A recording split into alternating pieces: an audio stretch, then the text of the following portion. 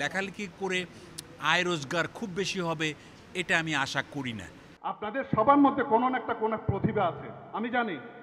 সুপ্ত প্রতিভা বিকশিত হোক লেখনীর ধারায় এই প্রতিপাদ্যকে সামনে রেখে চট্টগ্রাম বিশ্ববিদ্যালয়ে আয়োজন করা হলো দুদিনব্যাপী আন্তঃবিশ্ববিদ্যালয় তরুণ লেখক সম্মেলন ২০২৪। চট্টগ্রাম বিশ্ববিদ্যালয় ছাড়াও যেখানে উপস্থিত ছিলেন ঢাকা বিশ্ববিদ্যালয়, কুমিল্লা বিশ্ববিদ্যালয়, নোয়াখালী বিজ্ঞান ও প্রযুক্তি বিশ্ববিদ্যালয় সহ দেশের স্বনামধন্য সরকারি ও বেসরকারি বিশ্ববিদ্যালয়সমূহের তরুণ লেখকেরা। অনুষ্ঠানে প্রধান আলোচক হিসেবে উপস্থিত ছিলেন ইমেরিটাস অধ্যাপক সাবেক বাংলাদেশ ব্যাংকের governor doctor Atiur Rahman. Panel আলোচক চট্টগ্রাম বিশ্ববিদ্যালয় ক্রিমিনোলজি অ্যান্ড পুলিশ সায়েন্স বিভাগের সভাপতি মোহাম্মদ সাখাওয়াত হোসেন, প্রাবন্ধিক সাহিত্যিক ও কলামিস্ট কামরুল হাসান বাদল ও চট্টগ্রাম প্রেস ক্লাবের সাবেক সিনিয়র সহসভাপতি ও সিনিয়র সাংবাদিক কাজী আবুল মনসুরের উদ্দীপনামূলক বক্তব্যে অনুষ্ঠানে মুগ্ধতা ছড়ায়। এখানে আপনারা যে 300 স্টুডেন্ট আছেন, আপনারা আগে মনের ছবিটা আঁকেন। আপনারা প্রশ্ন করেন নিজেকে নিজে যে আপনি কি হবেন এবং আপনি সততার সাথে সামনের দিকে যেতে পারবেন কিনা।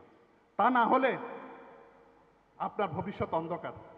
আমি আজকে এই 10ই জুলাই এই কথাগুলো এখানে যে 300 জন আছে আমি আপনাদেরকে বলে যাচ্ছি, কারণ আমার এখন 57 বছর বয়স। 28 বছর সাংবাদিকতা জীবনে আমি অনেক মানুষকে দেখেছি যারা দুর্নীতি করে কোটি টাকার মালিক হয়েছে, ঘরে শান্তি নেই। ঘীরেন্দ্র চক্রবর্তীর সঞ্চালনায় মোহাম্মদ ইফতেখার ইসলাম সিফাতের সভাপতিত্বে অনুষ্ঠানে প্রধান অতিথি হিসেবে উপস্থিত ছিলেন চট্টগ্রাম বিশ্ববিদ্যালয়ের উপাচার্য অধ্যাপক ডক্টর মোহাম্মদ আবু তাহের। বিশেষ অতিথি চট্টগ্রাম বিশ্ববিদ্যালয়ের উপাচার্য একাডেমিক অধ্যাপক বেনু কুমার দে, উপাচার্য প্রশাসন অধ্যাপক ডক্টর সেকান্দর চৌধুরী, চট্টগ্রাম বিশ্ববিদ্যালয় সোহরাওয়ার্দী হল প্রভোস্ট বাংলা বিভাগের অধ্যাপক ডক্টর মোহাম্মদ শেখ সাদি উপস্থিত ছিলেন। একাডেমিক শিক্ষার পাশাপাশি লেখনী শক্তির মাধ্যমে নিজেদের আরও বিকশিত করে সমাজের যোগ্য নেতৃত্ব তৈরিতে এমন সংগঠনগুলো আরও বেশি অবদান রাখবে বলে আশাবাদ ব্যক্ত করেন আগত অতিথিরা। একাডেমিক পড়াশোনার পাশাপাশি যে একজন সুস্থ নাগরিক হিসেবে তারুণ্যের যে জোয়ার, তারুণ্যের যে সুপ্ত চেতনা, সুপ্ত চিন্তাভাবনা, বুদ্ধি, মেধা বিকাশ করার জন্য, নেতৃত্ব তৈরি করার জন্য আমরা কাজ করছি। বাংলাদেশ তরুণ কলাম লেখক ফোরাম বিশ্ববিদ্যালয় শিক্ষার্থীদের লেখনীতে উদ্বুদ্ধ করতে কাজ করে আসছেন। গল্প, উপন্যাস, প্রবন্ধ, সংবাদ মাধ্যমে কলাম লিখতে আগ্রহী শিক্ষার্থীরাই যুক্ত হন এই সংগঠনের সাথে। তরুণ শিক্ষার্থীদের প্রকাশনার মূল্যায়ন ও উৎসাহ যোগাতে নানামুখী পদক্ষেপ নিয়ে থাকেন এই অরাজনৈতিক সামাজিক সংগঠনটি। এমন কর্মকাণ্ডে নিজেদের যুক্ত করতে পেরে অনেকটাই উচ্ছ্বসিত আগতরাও।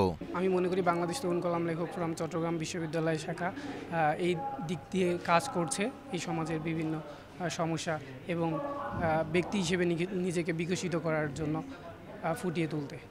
বর্তমান সময়ে শিক্ষার্থীদের লেখালেখিতে মনোনিবেশ করতেও এর প্রয়োজনীয়তা শিক্ষার্থীদের অনুধাবনে অধিক পরিমাণে বই পাঠের গুরুত্ব তুলে ধরেন ইমেরিটাস অধ্যাপক ডক্টর আতিউর রহমান।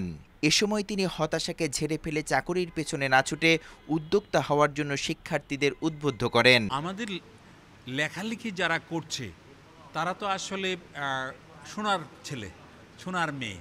সুতরাং আমাদের যতই কষ্ট থাকুক, যতই বেকারত্ব থাকুক, আমাদের মনের যে চাহিদা সেটা মেটাতে হলে তো লেখালেখির কোনো বিকল্প নেই।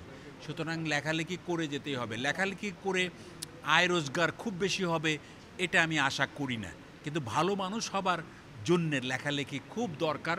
সমাজকে শান্তিপূর্ণ এবং সংঘবদ্ধ রাখতে হলেও এই ছেলে মেয়েদের খুব দরকার। এরা কিন্তু অপরাধ করবে না। অনুষ্ঠানের শেষের দিকে প্যানেল আলোচকরা আগতদের বিভিন্ন প্রশ্নের উত্তরের পাশাপাশি তরুণ লেখকদের হাতে তুলে দেয়া হয় বিশেষ সম্মাননা স্মারক।